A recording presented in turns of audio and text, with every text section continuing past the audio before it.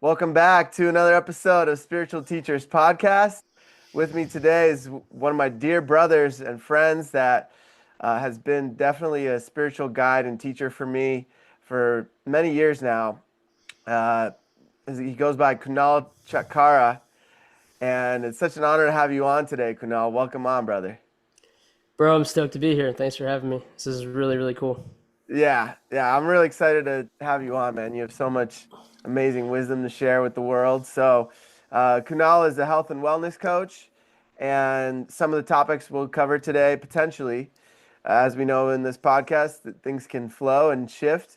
But we're going to potentially talk about fatherhood, Muji, and the Monte Sahaja Ashram, supplements and wellness, the importance of sleep, and sleep protocol.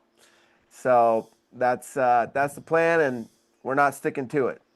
let's see how let's see how it goes. So, yeah, man, we'd love to hear about how your spiritual awakening started and how things evolved for you in your spiritual life. Yeah, definitely. Let's get into it. Before I go into that story, I just want to say thank you, Peter, for having me on. This is really incredible what you're doing, bro. Thank you, brother. Thank you, brother. Yeah, It's an so honor to have you on. yeah, stoked to be here. This is going to be fun. Yeah, my spiritual journey, that's a big one to unpack. Yeah, so if we go back to, I would say it really all, the biggest moment, the biggest shift for me was when I was 18. I was throwing a party. I don't know if you've heard the story, if I've told it to you before, but I was throwing a little kickback party at my parents' place here in San Diego, and my parents were out of town, and I decided, you know what, I'm going to use the house, invite my friends over, do the typical 18-year-old just got out of high school thing. Right. And we had drinks present, and there was a girl who I was, interested in at the time, and I'd been drinking that night, and so I decided to text her at 4 in the morning with alcohol in my system and to drive with my mom's brand new Mercedes at that to go see her at 4 in the morning. Yikes. So what started out as a very reckless, careless decision in the heat of a moment actually ended up being one of the most pivotal, impactful moments of my life. So I left the house to drive to go see this woman, and I realized halfway through my drive, like maybe a mile and a half out from my house, that I was in no state to be driving. And so I texted her while driving, while under the influence, just to give you an idea of my great decision making at this time. Right. And I told her, I was like, hey, I really shouldn't be driving right now. Maybe we should meet tomorrow or another day. And I pulled into a gas station. I sat there for what felt like maybe an hour to me. And I was like, all right, I'm good. I'm going to turn around and head home. Started driving home, and that was the last thing I remember before waking up to my mom's Mercedes basically accordioned. Like the front of the car is just crushed. The engine block is out. The airbag's deployed. And I jumped out of the car, and I was just in shock, like head to toe, needles in my body. Wow. And yeah, I would say at that moment, something else took over. That's the only way I can describe it. Like it was like very instinctive, like a reaction to the situation. And somebody was driving by, and it was maybe 4:30 in the morning, and they started to slow down, and they're like, hey, are you okay? And I was like, I don't know. I'm not sure. And something in my brain just clicked, and I just grabbed my things from the car, and I started running home. And I called my dad first, and he had been out of town with my mom, and I was just like bawling. I was in shock, and I was like, I destroyed mom's car. This is her brand new Mercedes that he had just got her. And I'm like, I destroyed mom's car. I destroyed mom's car. And my dad, being my dad, the beautiful soul that he is, was like, I don't care about mom's car. Are you okay? Are you okay? And I just kept going on, like, I destroyed her car. And then at some point I heard sirens, or felt like I heard sirens, and I was like, Dad, I gotta call you back. I hung up the phone, called my friend who was at the house, and I said, hey, clean the house up. I'm coming home. I get to the house, put some eye drops in. I'm basically shocked sober at this point. Tell my friend who's at the house to go back to the scene, talk to the police, and let them know that I panicked and ran home. Anyways, long story short, this all wrapped up with me not getting any injury. There was no DUI charge. I got off very, very fortunately. No one got hurt. And I was just so shocked by this experience. It was something that I never thought would happen to me. And I think it was one of those experiences where it's like, oh yeah, that would never be me. And it was. So it shook me awake. And funny enough, coincidentally or synchronistically, however you choose to look at it, my mom had just gotten back from a 10-day Vipassana meditation. And I was so just broken open by this experience. I was like scared to drive for a few weeks and just feeling very fragile. And before that, I was like this invincible 18-year-old, nothing could touch me. And yeah, so my mom was like, "Hey, I really want you to do this meditation." And I was like, I'm at your mercy. Whatever you want me to do, I'll do it. And this is coming from being like a very rebellious teenager. So Right. um, so I agreed. I said yes. I remember driving up to Joshua Tree, 29 Palms, and having all this resistance come up inside of me. Like, why are we doing this? I have to turn my phone in. There's no talking. There's no reading. There's no writing. I'm sure your listeners are maybe familiar with Vipassana, but Yeah, for those that very, aren't, can you give like a brief description of what it is? yeah, it's 10 days of silent meditation. You meditate from anywhere from 12 to 14 hours a day. It's relatively strict, I would say, quite strict. There's no communication with other people. There's no reading, no writing. You turn your belongings in when you get there. And the focus is really on SN Goenka as the teacher. And he's basically bringing the Pali Buddhist meditative practice through of like really focusing on your breath and then becoming aware of your sensations in your body. And then the underlying wisdom or message that you're meant to come to is that everything is passing and changing and everything is temporary. Yeah. And so I had this experience at 18, and it was the single most challenging thing I had done in my life. By day 3, I thought I was like having a psychotic break. I was convinced that I was crazy just because of the amount of chatter in my head. Mm. But I stuck through it, and it definitely changed something inside of me. And shortly after that, I went to Italy. I traveled for a bit. I think going to other countries kind of opens up our horizon, so that kind of started to open things as well. And then my parents came home with this book after visiting a family friend called The Taboo Against Knowing Who You Are. And it's by Alan Watts. And they knew that I had been listening to Alan Watts kind of casually around this time. And I read that book cover to cover, Peter, and it just like, it broke me open. Like every page was like a different light bulb going off and like a veil being lifted. And I, at the time, would have never described it as this. I don't think I even had the terminology to call it a spiritual awakening, but it was what I would call now like a Satori experience. There was like a 6 to 10 week period where I just felt like I was floating. Wow. And there was just like love pouring out of me, and every person I saw was just like this reflection of love and light. And yeah, I felt like I discovered some hidden treasure, and I couldn't have been more blissed out. And as many of us know, after this came a very, very strong experience of like people may call the dark night of the soul. That's another story we can go into, but I would say reading that book, The Taboo Against Knowing Who You Are, was really what, after the Vipassana, at this time in Crux, in this place in my life, it just kind of set the stage, and my life trajectory really changed after that point. Beautiful, man. Beautiful. So, so your mom was into spirituality your whole childhood, or was that something that was later on in your teenage years? I'm really glad that you brought that up. That's yeah, I actually have to give so much credit to my mom because funny enough, growing up, she was listening to Osho when she was pregnant with me. Okay. So yeah, she was Giving yearning you all for the codes God already, bro. before I even knew it, and Yeah. I fought tooth and nail against it for so much of my life, Yeah. So like, and she wasn't by any means like some expressive hippie, or like it wasn't anything that I even realized, when I was young. It wasn't like we were having ecstatic dance at the house and she was using sage, which is all beautiful, but it was like she was so deeply in her heart searching for God. And I think that had already planted a seed inside me that I didn't even realize. Yeah. And yeah, she was listening to Osho when she was pregnant with me, and even after I was born. So now when I hear Osho's voice, it's like hearing a family member. It's just so familiar to me. Mm. And I'm sure at this stage in my life, I'm like, yeah, that must have had some impact on my consciousness, on my being, on my DNA even. And growing up, I was very rebellious. I was like, science was everything. And if it couldn't be proved, if it didn't fit in within the parameters of measurable science, then it wasn't true. And I would often tell my mom, God's a crux, or God's a crutch, and it's something that you rely on. And, like I was very heavy into like evolution and Darwinism and just like the bare bones. If it's measurable and tangible, then it's real. If it's not, then it doesn't exist. Right. Well, very logical And approach. Yeah. yeah, exactly. Very intellectual, very logical, which is why I think Alan Watts spoke to me so powerfully at that time, because he has this intellectual packaging in the way he communicates, but yet it's so deeply profound, the Yeah. messages that he can translate. Yeah. Yeah, that's really beautiful, man. And your mom was born in India, right? That's right. Yeah, my mom and dad both were born in India.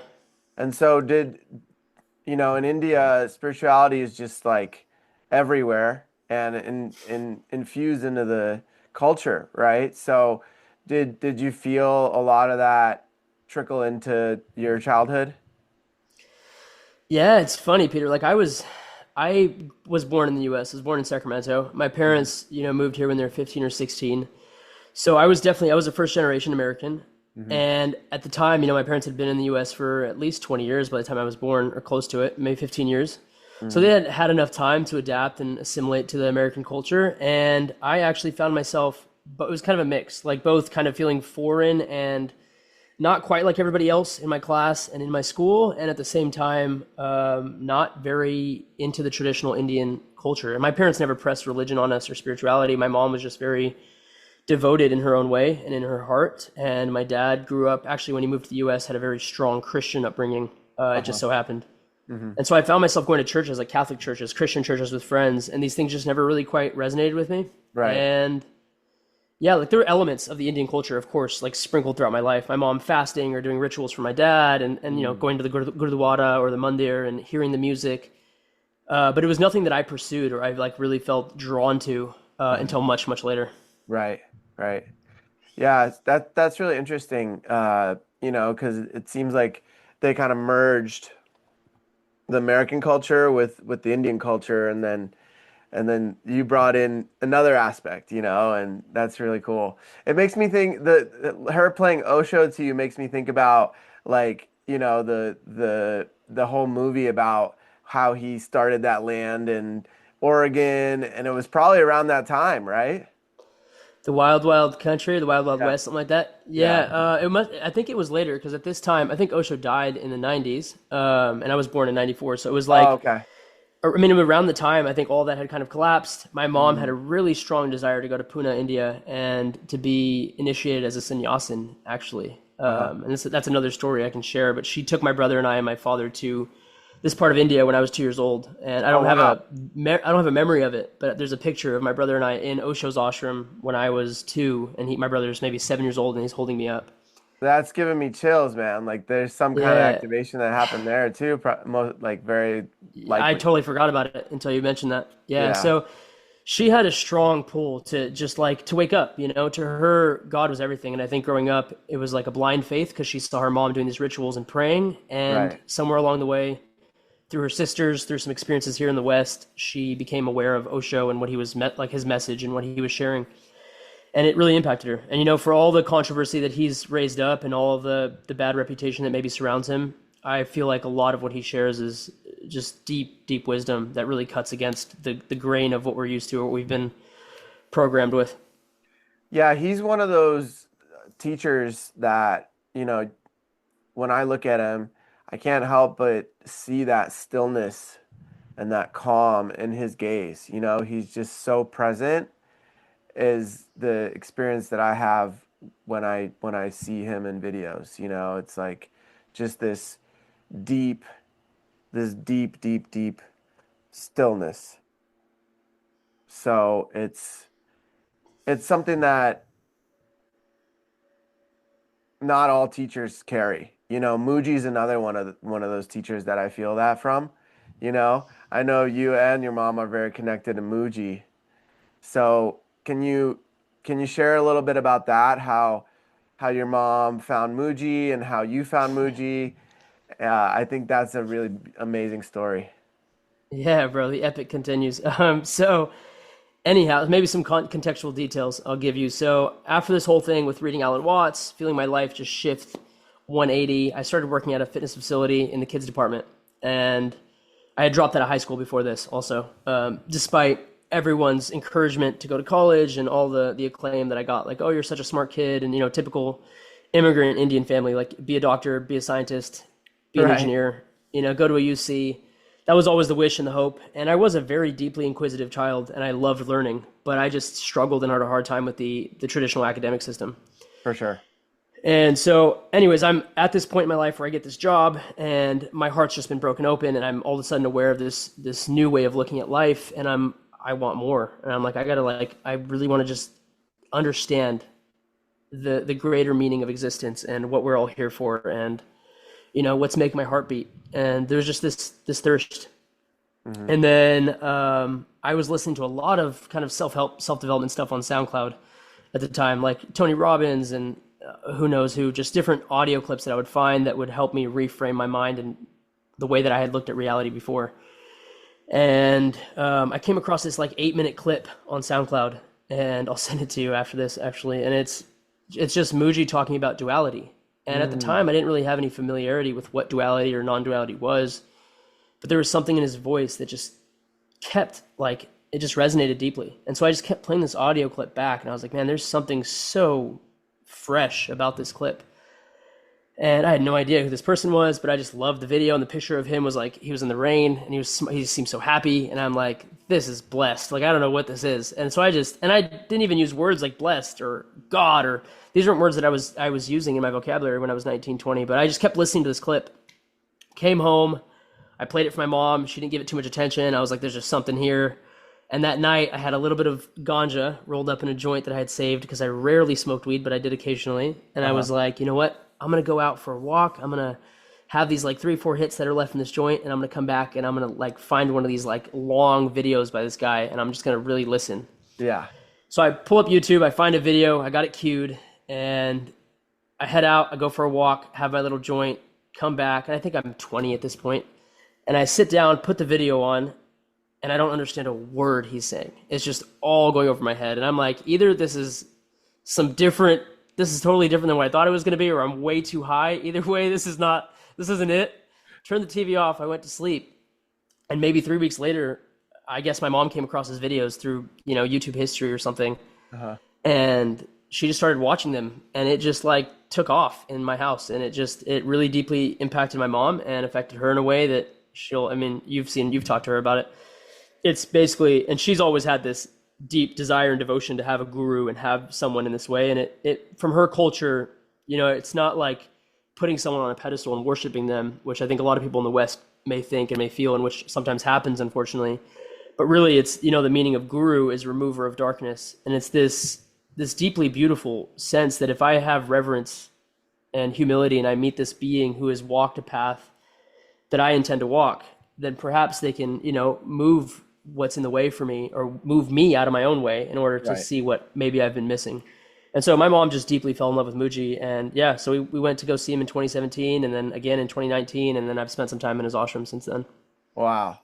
Okay, amazing. So his ashram's in Portugal, right? Yeah, that's right. And so what was your first experience like entering the ashram, and then what was your first experience like meeting him and being in his energy? Great questions. I just feel it washing over me as I reflect back. So 2017, the first time I met Muji it was in Portugal at an eco lodge called Zimar. And I actually went with my now fiance. She was my girlfriend at the time, Ali. And it was a very tumultuous time for me because I had felt, I mentioned that dark night of the soul earlier. And it was like I had this great, opening experience, and then it felt like that all came crashing down. And I was in this place of feeling like I wanted to reclaim what I had discovered or go back to it, and feeling this like hopelessness, maybe this helplessness, like, oh man, I discovered something so beautiful and I lost it.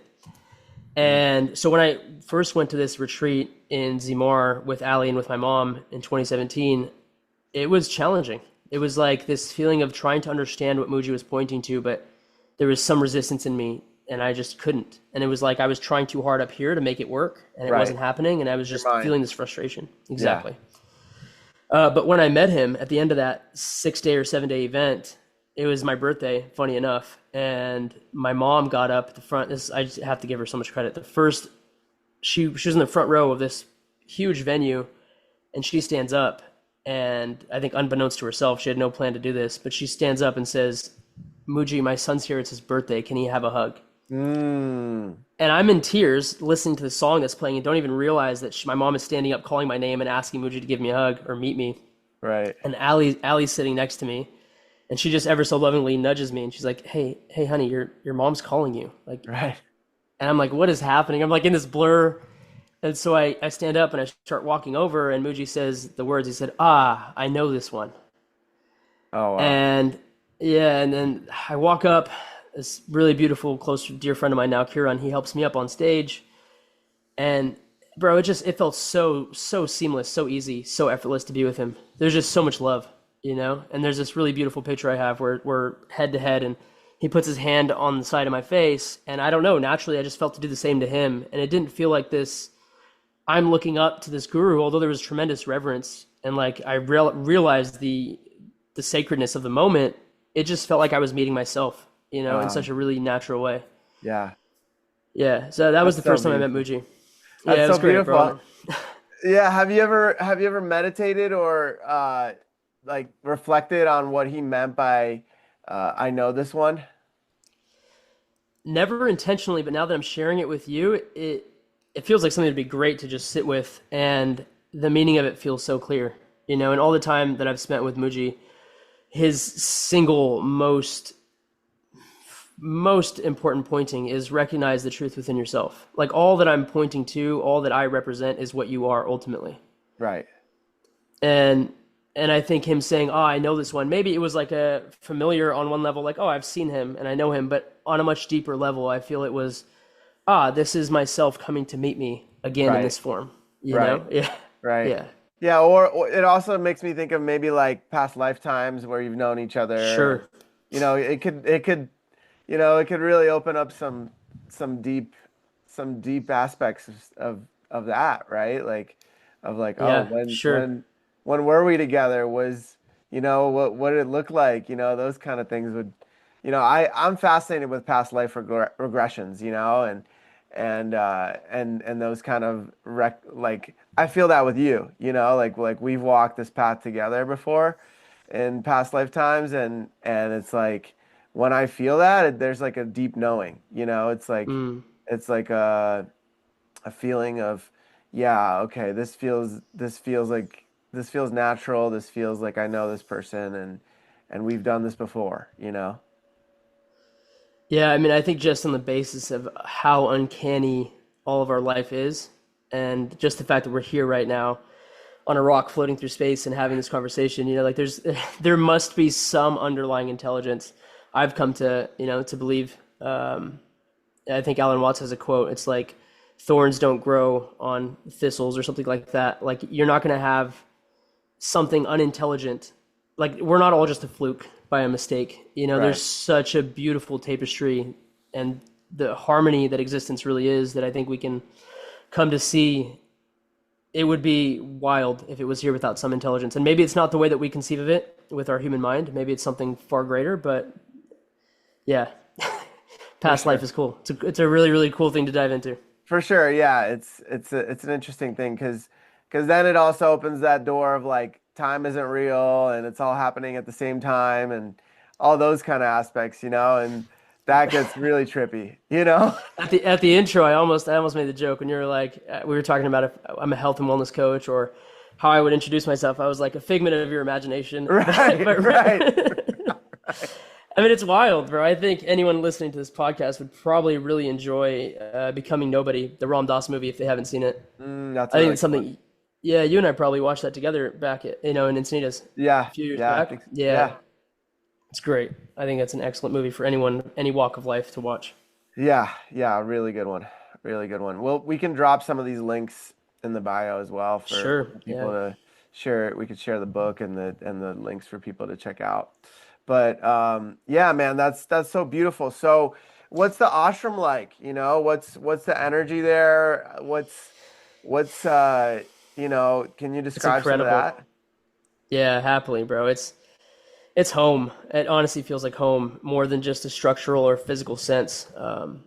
My first time going was in 2019, and I had this undeniable feeling that this is holy land. And again, those aren't words that I would use lightly or I would even use commonly. But I was in the back of a pickup truck with maybe 15 other Sangha members, which is what's referred to as. So, Sangha means those who commune in reverence or in search of the truth. Yeah, And so I'm with these Sangha members, these other beings who've come from all over the world to see Muji and have this opportunity to come to his ashram in 2019. And we're in the back of this pickup truck, and there's these huge cork trees, these oak trees, all like just lining this dirt path. and the truck is driving, there's dust kicking up, and there's these sun rays just coming through, kind of like this. But you can just see these rays just coming through the trees and the dust particles in the air, and it was just like this unexplainable feeling. I was like, wow, this is holy land. Wow. And yeah, walking on in the ashram, it's really, really beautiful what Mooji and his team have done and have created. It was just all bush. It was like hundreds of acres of just unlivable land, and there was nothing there. Uh-huh. And they created this beautiful oasis. There's this huge Buddha statue when you walk in at the front, and a beautiful little inscription in front of the Buddha, and it essentially gives the message like we don't. It's really like we hold reverence for what the Buddha pointed to. Uh-huh. And, the Buddha's oftenly, he's been known to say, don't worship me, cut off my head. And his point in saying that was, don't put me on a pedestal and make your spiritual journey all about worshiping me. Instead, take what I've pointed to and discover it for yourself. Yeah. Yeah. And yeah, the ashram's just amazing, man. It's so colorful and beautiful, and it's just infused with Muji's energy. He's had such an amazing life himself. And I think it's just, you see it in every part of the land. That's really interesting. So does he take different aspects of spirituality in his teachings? Like Buddhism, Hinduism, those kind of things, and I know his teachings kind of are titrated down to like the core essence, but it sounds like obviously there's aspects of Buddhism there and those kind of things. Yeah, I mean, jokingly, I'll say it's all one. Right. But yeah, I mean, I think he's very natural in his approach, like he grew up in a rather Christian upbringing, and I think that was foundational for him and his dynamic personal human life. Yeah. And then his life really just like it proliferated into this colorful experience of going to India and spending many years in India and reading, the Gospel of Ramakrishna and having his experience with Papaji, who was his master, who was a direct disciple or student of Ramana Maharshi. So there's the non-duality lineage, and yeah, and you can see that like his time in Jamaica, where he's from originally, and then his time in Brixton, London, where he sold incense and ran a chai shop. And you can just see all of that infused into the land in Sahaja. It's really cool. Like there's a place where he calls Little Jamaica, and cool. It's decorated with all the things that remind him of home and have that like Jamaican essence. And then there's Shiva Temple, which is up a mountain, and there's this huge lookout, and it's just this beautiful temple in reverence to Lord Shiva. Wow. And there's all kinds of little areas like that, like the Buddha Lounge or the Rumi Lounge or the Buddha Pond, and like all these really cool spaces. The Marley Gardens, dedicated to Bob Marley. It's really rad. Yeah. That's really cool. That's really neat. Yeah, I'd love to go visit one day. I don't know if I ever shared this with you, but when I was on ayahuasca, they were playing Mooji, and I had a moment. What song? What? What song? Do you remember? It was like a remix. It was him talking, and nice. It was playing with some music in the background, and I don't remember the words he was saying, but there was a moment where I telepathically connected with him, and I was seeing the earth like zoomed out from like outer space, and it was all black, like all nighttime. And then there were these lights that came on in different parts of the planet, kind of like these beings that were holding the frequency for the planet, right? Like these light beings. And Muji was one of them.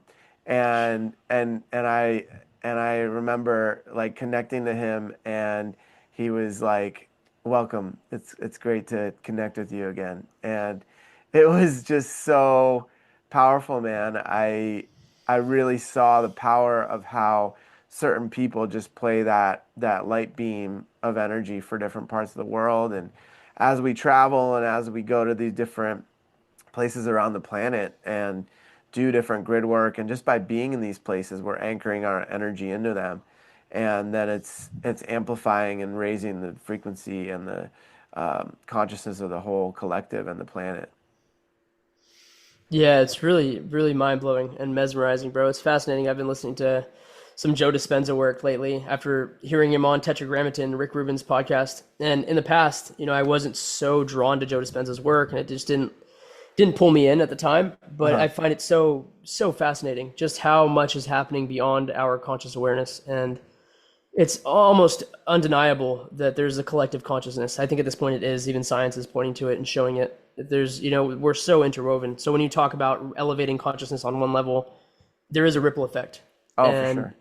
it's every little thing we do, every act we take, and not to like, I think, be in a stressed out state where we're overanalyzing everything or being neurotic about it, but truly the choices we make, I think, do have a ripple effect into eternity and, yeah, with all of the rest of existence.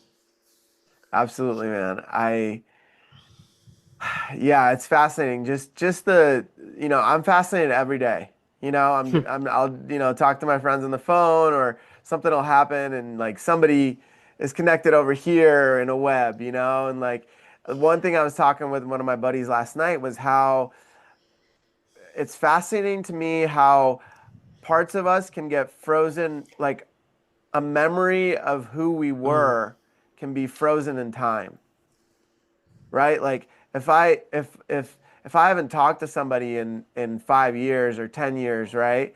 They still remember me as that version, and that's like frozen in time for them of who I am, and it's fascinating because the people that are doing the inner work and really clearing the old patterns and the beliefs and all those kind of things, it's like every day every day there's growth, every day there's evolution, and sometimes every hour, every minute, right, depending on how deep we dive into ourselves. And so it's just it was fascinating for me to think about the different people that I haven't spoken to in many years that may hold a Mm. version of me that is still in a totally different timeline, you know? It's amazing, bro. It was really beautifully stated, and it brings through some really cool points that came through for me as I was just listening to you. I think even earlier on, many years ago, something you brought into my awareness is like, some people who just aren't resonating at my field or my consciousness aren't going to be around in my environment. Yeah, And I think it's a really natural aspect of growth and evolution. And even going back to Joe Dispenza, it's like we can continue to meet the present with the past, but then nothing really changes. And I think it's out of congruence with reality. So I think just when we come to this realization that everything is constantly changing, everything material, everything dynamic, everything I perceive is constantly changing, coming and going. I mean, even going back to my experience with Vipassana and Anicca, the core of that entire experience was recognize that all things are coming and going, rising and passing. right. And there's something really profound in that. I mean, I think our minds might dismiss it and it seems so basic, but I think it's really a powerful pointing if we can sit with it and realize that like everything is fresh. Every moment is fresh. Like you were saying, 1 hour can feel like a whole day. And there's times where I'd feel like, man, a whole day felt like I just lived like an anthology, like a whole different life experience in 12 hours. Yeah. It's pretty wicked. Like it's a really epic experience when we move through life consciously as opposed to meeting life from a past program.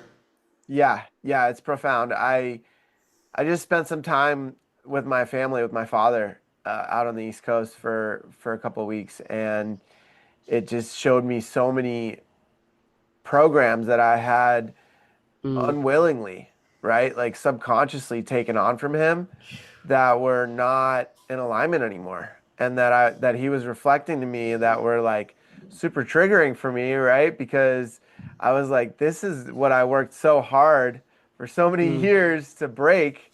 And but beautiful. it's like the awareness of that allows for the shift.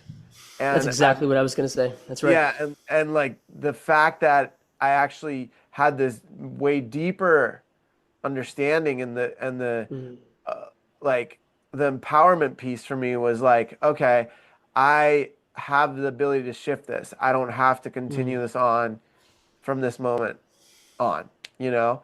And that those were some huge shifting points. And I have to add that there's multiple layers to this thing, Mm, right? Where it's not just mm, the mental aspect of like, okay, I have the awareness, I'm ready to let go of it, I let go of it. But then there's the physical aspect of like, where in my body am I holding that? And where in mm, my body am I, where do I need to release it from? Right. mm, And that's where, practices like working with frog poison, like combo, or working with hape, or doing myofascial unwinding, those kind of things where you actually get into the body and allow for that to like physically purge out, you know? Yeah, bro. It, You're a glutton for the purgatives. I, I, You love I it as like long to as I've clear, known you. yeah, I like to clear, bro, because it's like, Yeah. uh, for me, it's important because I don't want to carry. It's like not showering for a week. You know, it's like you Yeah. feel dirty and you want to do that. So at least I do, right? To each their own. But I want to Beautiful. clear that out inside my psyche and inside my body so that I'm clean and so that I can show up in service and be fully present. You know that. Amazing. Yeah, I would love to like just bounce on that a little bit with you for a Yeah, second. let's do it. Because I can't dismiss that at all. There's definitely a physical component. I mean, we see it even in nature when an animal is afraid or in a stressful situation. Afterwards, they'll shake their body Yeah, to move that energy, so to yeah. speak. And humans often don't do that. We'll keep things in a dormant state, or we'll be in a chronic stressed out state, imagining things over and over again and just building that. So I'm with you fully. I think there's a great importance in moving our body, in physically releasing, even sitting with plant medicine to unlock some of these things, which I think can be very profoundly healing. And I have this curiosity if there's not a lot of people, and maybe this is not for you, but I'm curious what it is, how you feel about this and what your take is on it. If there isn't this kind of subset of people in the spiritual community who have now gotten hooked into healing in this way and it's become its own kind of hamster wheel, that like every day something needs to be purged or cleared, and instead if there isn't some great value in seeing that the body itself is temporary and not the realist aspect of our existence, that it too is coming and going, so anything in it. And I think about Ramana, and maybe this is to a degree that was way on another extreme, but he would have like insects biting at his legs and could give it no mind. It didn't even register for him, but yet he was this beaming light of consciousness that people came to sit before. And I mean, I'm somebody who goes to the gym every day. I train. I care a lot about my body. My profession in this life is a health and wellness coach at this time. Yeah. So I see a huge value in the physical component. I think it's, you can't replace it. And I'm just curious what you think about that kind of like that feeling of, oh man, I need to clear something every day, or, maybe even every 6 hours. I think it can become its own kind of tendency for people. Yeah, so I think there's a few components to this, and it's a really interesting topic because I just spent a lot of time alone. I spent a lot of time just living by myself in the mountains of the Poconos in the house, right? I spent a lot of time in solitude for almost 2 months, right? And Beautiful. for me, uh, I have developed this connection with my body where I can feel when I'm holding somebody else's energy. And I had to get to a point where I felt what it felt like for me to be clear and centered.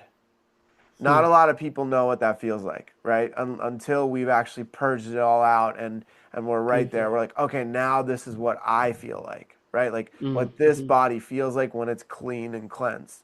And what I think some people uh, are in this reality are kind of like absorbers of that, kind of like a sponge, right? And they'll absorb other people's energy so that they can clear it for them.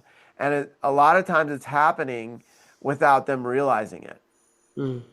And there's terms for this in different walks of life. Uh, there's one called Death Eaters, where you're literally taking other people's energy, you're eating it, and then you're purging it out, and it's alchemized, right? Wow, fascinating. Yeah. So for me, I think that it's a gift and a curse, right? Where Mm. it's like I don't like that word curse. I'm gonna shift that. So it's a gift and an opportunity for more understanding of it, right? So Yeah. it's like I know that if I'm around a lot of people and we're doing a big sound bath or something, right? There's a big chance that I'm going to take on some of that energy. And to build on that, when I'm going to the gym, when I'm in my practice, when I'm practicing Kundalini yoga, when my magnetic field and my aura is really strong, then none of that can enter in.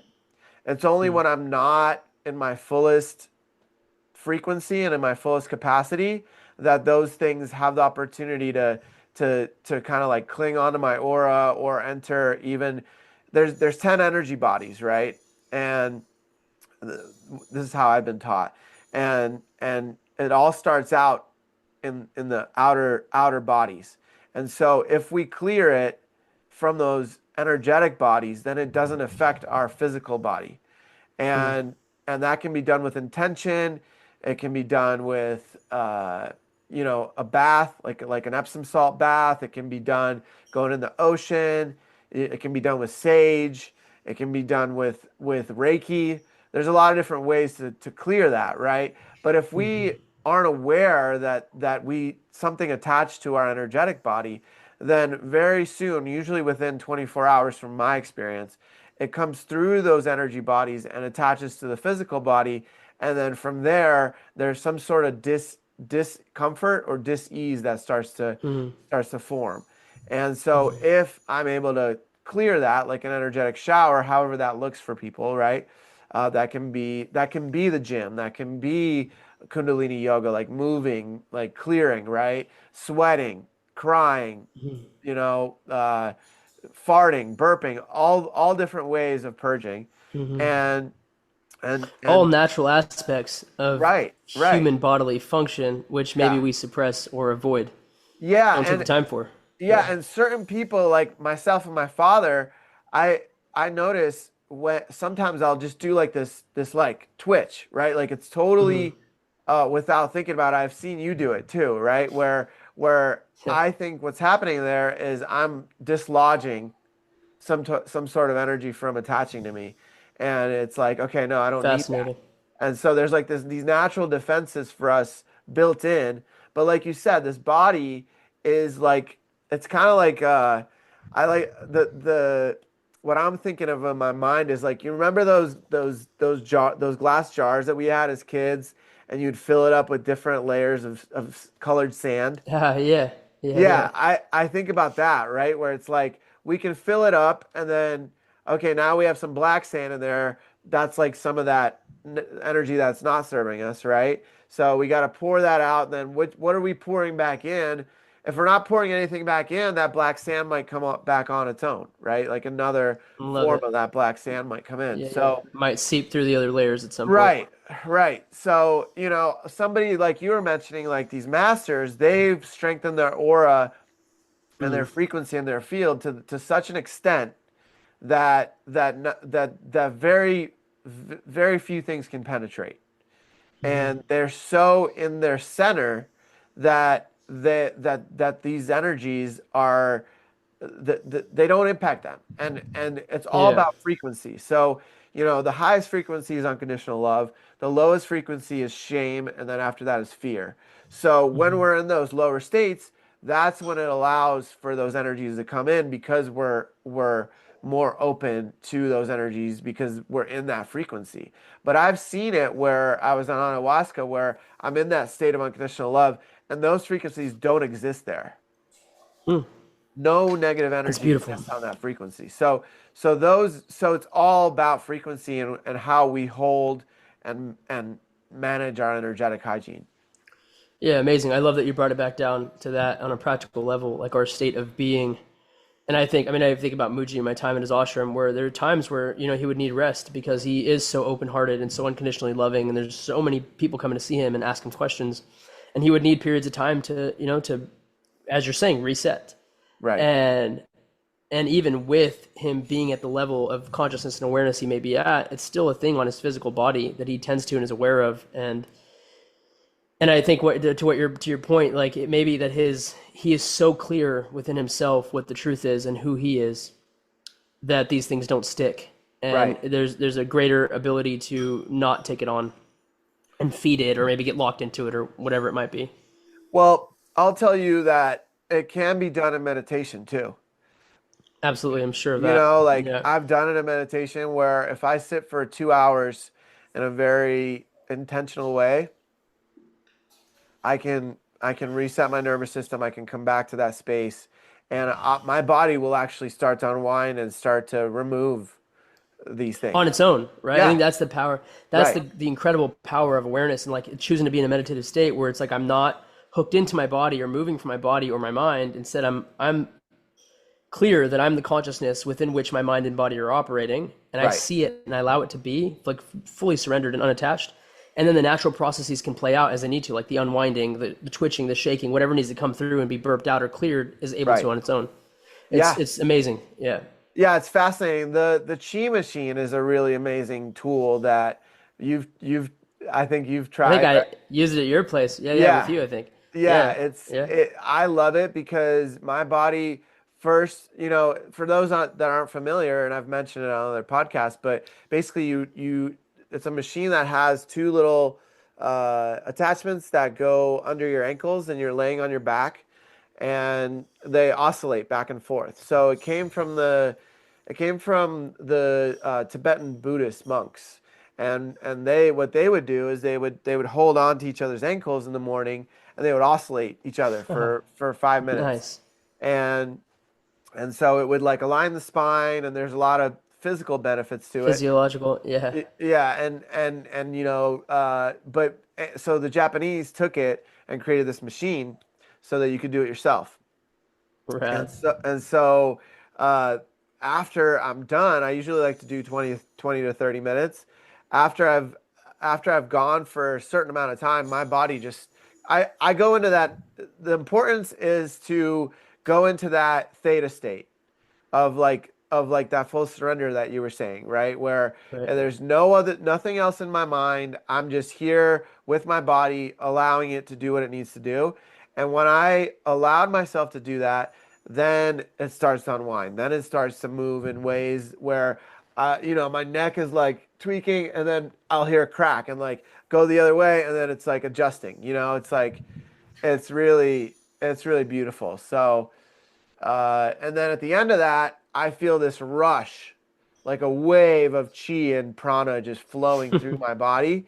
And I'm like, okay, now all my meridians are aligned, all my channels are open, and now I'm ready for the day or for whatever I'm ready doing at that I moment. think it's absolutely essential in our modern environment to have practices like this. Yeah, Because and more, especially in my reality, I think every day I'm realizing the importance of relaxation. Like to be truly, utterly relaxed is probably the most spiritual thing we could do on a physiological, physical level. To just let go and be out of our mind and let all of our natural functions function naturally, I think is one of the most healing things any of us can do.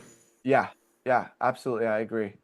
I agree. And I would build on that and say that not just relaxation, but coming out of the mind, Which allowing, is yeah, yeah, which is what I mean by utter relaxation is like you can't I don't think that you can be mentally occupied with something and be truly utterly relaxed at the same time.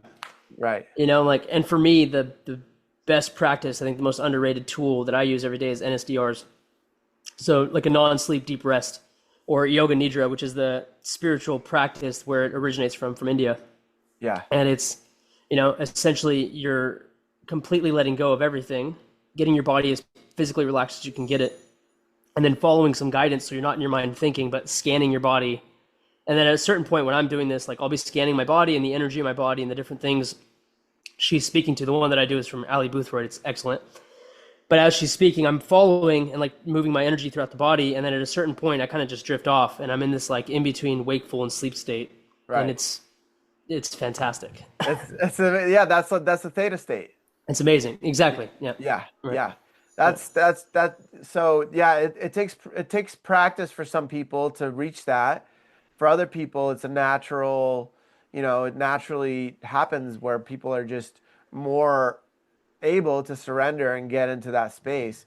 And it brings up the thought of like how difficult it is for some people to surrender and really drop into that Mm, yin energy, right? Of like, absolutely. hey, you know what?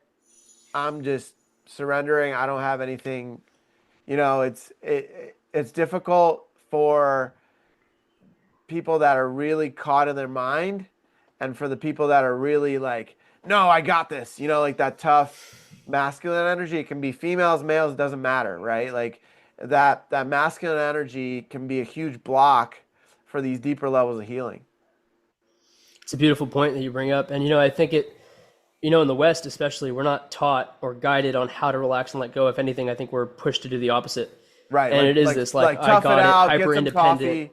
Yeah. Exactly. Hyper independent, go after it, stay awake, get it done, be productive. If you're not accomplishing, you're not doing, what are you doing? Like, whereas in the West, I mean, in the East, in China or Japan or Tibet, there's these practices of quite literally doing nothing. And that's the most productive thing you could be doing that day, is sitting and choosing to unwind and let go and not do a thing. Yeah, it's fascinating. It makes me think of in Kundalini yoga, we actually practice how to die. I love that. So it's like Wow. you're laying down and you start breathing like you're taking your last breaths. Like So fascinating. So I like don't know if you're that. familiar And with, yeah. yeah, and like the experience of that, right? Like what is that like? And that was really profound for me to practice that. I was like, wow, Incredible. Yeah, yeah, especially in our culture where I think we avoid death, don't even talk about the topic of death.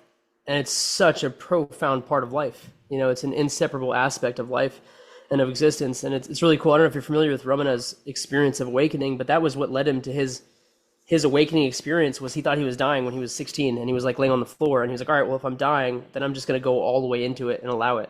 right. And that experience of letting his body go limp, and I think he was like laying on the floor or like on a rooftop or something at his home in India as a child. And that's what brought him to this greater awareness that, oh wow, I'm not my body or my mind, and then sent him on this journey to discover, what was there for him to find. Yeah, it makes me think of an experience I had with one of our mutual teachers, Uncle Goodknife, right? Good Where night. I was in his lodge, one of the first lodges I did with him, Sweat Lodge, and I'm laying on the ground, and it was so hot, and I could barely breathe, and I'm like, you know what? If I die right now, I'm gonna pray my heart out, for the people that I love, and I just like started praying and sending love to those people, and just like fully let go. And there was this ego death that happened from that experience, where it was like, you know, it's so much, all these material Maya illusions don't matter in that moment, right? Like it's just it really titrates it down to what really is important. That's it. That's it, bro. Really. Babaji Muji has this pointing. He often, more recently, will say to his students who are with him in the ashram, he'll say, if you just had 1 minute left to live, what is it? What do you have to bring to me? Or if you had 10 seconds. And he said, he even says, maybe that's too long. What if you had 1 second? And I know recently he was with a student who had a question for him. And he was like, if this was the last few words you could speak to me, bring it. Give me like the last bit, the quintessence of what you have left at your very final moment. And it's profound, I think, to bring ourselves to that point. And it's like you're saying, we realize so clearly what is important to us, what is important, period, maybe even beyond us as we Yeah. think of ourselves. Yeah, absolutely. It also makes me think about like what are we really doing here?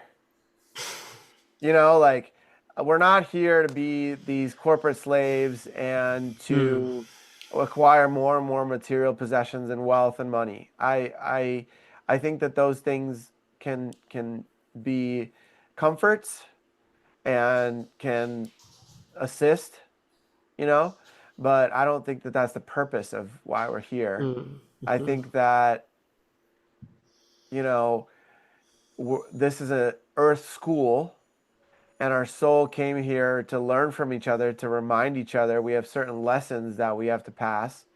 And so for those of us that have awakened and are awakening, there's certain lessons that have to be passed first.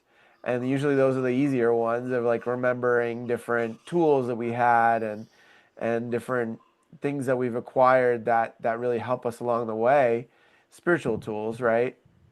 And then from that space,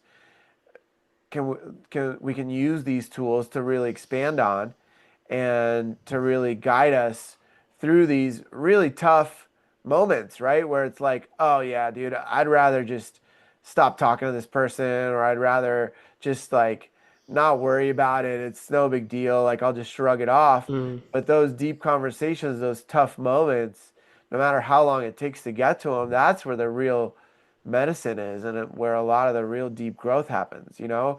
I know you and I have had some moments like that, you know, and it's really profound when we really lean into it and really like, okay, what's really happening here? What's the lesson for both individuals, you know? That's what keeps me coming back to the hard conversations, Peter. I mean, you touched on it perfectly. I think that's the fire for me, is to keep coming back to it, is because once I tasted the gold in the heart of the hard conversations, going into those hard conversations and leaning into them, that's when I realized, like, you know what, this is the most fruitful thing I can do. It might feel easier or better in the moment to just shrug it off or put it under the carpet or dismiss it, but actually making the challenging choice that's going to change me ultimately, because it's Right. different than what my identity is fixed in and wants to create. It's literally a different choice than I would make otherwise, than my past would make, which is Right. what makes it so challenging, I think, Right. experientially. And then yet when I do that, now I've literally, as you were saying, layers. I've unlocked a new iteration of how I can be. I've opened up something by stepping into the unknown, because I don't know how this is going to go, and I'm making the choice to be willing to respond to it differently than how my mind or my body or my past wants to react to it. Right. And I think it's tremendously profound. I think that's some of the most meaningful work we can do, is to lean in that way. Yeah, and the beauty of it is that it doesn't matter how the other person responds to it. It's the It's choice that I'm absolutely. Yeah. Yeah, because it's like the person could still flip out on you or still be triggered by what you're saying, but it's not about their reaction. It's about what you've processed inside self or I've processed inside Mhm. myself, right? And then when that's been processed, then there's a shift that may happen in the other individual, or that individual may vibrate out of the field and no longer need to be there for the lesson because the lesson's been learned. Absolutely. I think being responsibly focused on ourself and our heart and our own work in this way is, that's it. Like, this is that's a tremendous pathway to spiritual growth. And yeah, it's a tough choice, I think, initially, but when we start making it, in my experience, once I start making that choice, it almost becomes the easier choice, because the reward is so great. It's like, why would I not make this choice to lean into this? And as you said, being unattached to the outcome, that person could drift away from my reality, and there's an okayness with that. There's an acceptance of that, and that freedom it's worth it. Yeah, I've heard this said before where it's like it's kind of like drinking poison every day and being like, "Oh, it's fine." Because it's still in the subconscious. It's still affecting us and all the relationships that we have with other people because most likely the interaction that's the most recent one is a projection from something that happened earlier in life. That's And right. that projection is just an opportunity to heal that deeper aspect of self that was very potentially could have been traumatizing or very hurtful at some moment in our life, you know? Yeah, beautiful. I love that lens you brought through, of it being a school. And for me, like, in the purpose of our life. And for me, I think back to when I was a kid, being in school, although I struggled against the traditional academic system and I didn't love it, there was also a period of time when I was younger, as a child, where I would just show up and I wasn't concerned with ascertaining my own purpose and what I needed to do. I just showed up for class. My teacher, i.e., in this case, God, the Almighty Supreme, the great source of existence, was coordinating what I was meant to learn, what experience, what was happening within the container of that classroom or that school day. And of course, there's tons of room to play. There's tons of room, and as you graduate, as you evolve, there's time to learn and try and take on a new task on my own, or do some creative writing project, or maybe I'm going to skip school today.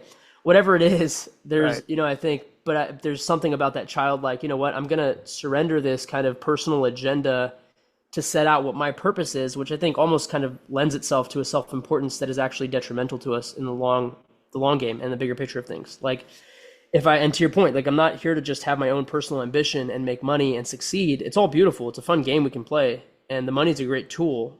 And it's not it. It's a very finite, small aspect of the greater picture within which we're in, I think. For sure. For sure.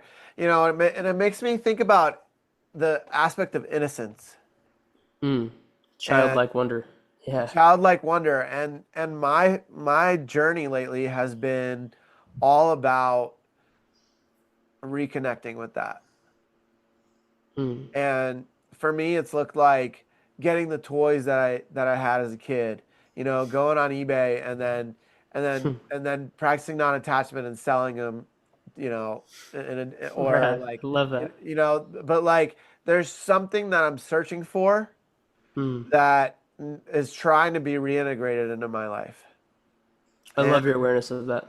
it's really profound because I've had these journeys, right? Like I've had these journeys with restructuring and recreating what masculinity looked like for me, right? But in order to do that, I had to really dive into my feminine energy first. I had to fully feel what it was like to be as feminine as I wanted. And then from there, the masculine aspect came online. Mm. It was like really interesting because it was just like this feeling of let me just lean in all the way and just see what happens. Like you said, like let me just make some choices that are unknown and just see what happens. Like let's play Beautiful. let's go into Play it with that game. curiosity, right? Like let's see what it's like to really expand and become super intuitive, right? And then from that space, it's like, oh, okay, I've gone all the way to that spectrum, right? So now let me go into the other side of it, right? The yin and the yang, right? And Hmm. then and then it's like now there's this chapter or this book that I'm in where it's like, okay, I really want to connect to that innocence, and it brings up this podcast I listened to yesterday of Theo Vaughn with a young Amish man. His latest podcast that as we're recording came out, and it was this 18-year-old boy who is Amish, and the way that he sees the world is so innocent. Mm. He's just like, yeah, I did these wild things. I went to Walmart and I went on a scooter, you know? And it just like it's funny to us I because love we it. have a different perspective of this reality, right? Like Of course. Yeah. and Take it for and granted often. yeah, and like it was so refreshing to see this young man who was just exploring this reality for the first time of like what it's like to see all the aspects of this planet, right? Like he's going on his Amazing. on a he was going on a plane for the first time, like all these things that you know are fascinating that we that I haven't had a second thought about. Like, I can 100 years ago we had to take a buggy, to get from New York to Pennsylvania. It would take a day. Now you can travel to the other side of the world in 12 hours, So it it just like yeah, it's It's hard to put truly into astounding. words. Yeah, Yeah, no, it's I'm with you. It's yeah. beautifully astounding, and I can only imagine if we all took that lens of seeing the world as this beautiful play to explore and not be so attached to. And I think that's where Hinduism maybe has like Vedanta and old spiritual scriptures in India have that kind of inside dope, as Alan Watts would call it, of like the world is Maya. It's an illusion, but also it's a play. It's a great play. It's a lila, and it's a dance, and we all get to act out in these roles within this play. And at the end of the day, it doesn't need to be so serious or so consequential. And Right. I think there's a great levity and freedom that comes from really seeing that and understanding it. Yeah, there's definitely some really strong teachings in like the sacred clown, you know? Yeah, yeah, yeah, yeah. Letting yourself just be a goofball, you Yeah, know? like the sacred clown where it's like, let's just have fun and see what happens and laugh about it, Like laughter is a great purge too. Huge medicine. Yeah. Osho has this thing, this little quote that I used to have when I was younger. I would see it on the wall in my parents' place. And it's something about laughter being the greatest prayer. And if everyone in the world laughed for 24 hours, the world would experience the most tremendous healing it ever had. Yeah. And it's really, really cool to just be able to realize that's an aspect of us naturally that we can just tap into if we allow ourselves to. Have you ever done laughter yoga? I did actually at Mooji's Ashram at the Oh, first retreat I cool. went to in 2017, and then they do it every once in a while when they have like a visitation period in Sahaja. Yeah, it's, It's it's great it's fun.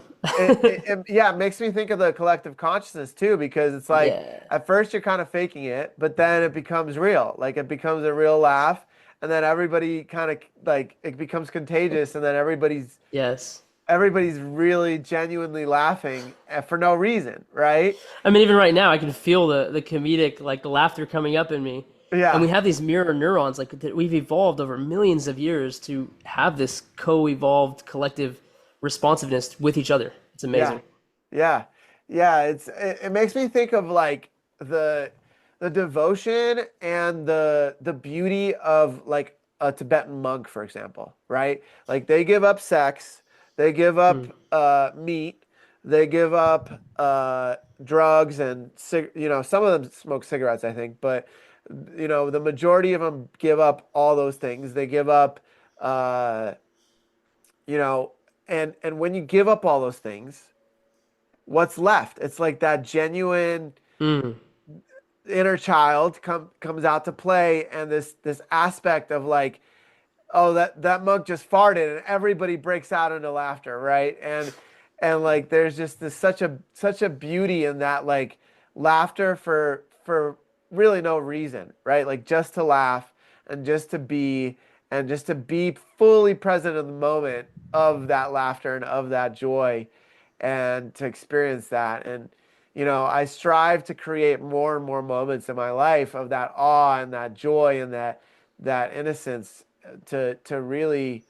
And nature is a great way, right? Nature is Hmm. a really great way to tap into that, because you can look at a leaf and like the tiniest intricate details are just profound, you know? Oh yeah, takes you out of the mind, and I think as nature is so spontaneous, it's not planned in the way that we plan things. It's not contrived, and I think that's the freedom, that's the innocence. It's allowing life to move as life wills, not as I will it to move.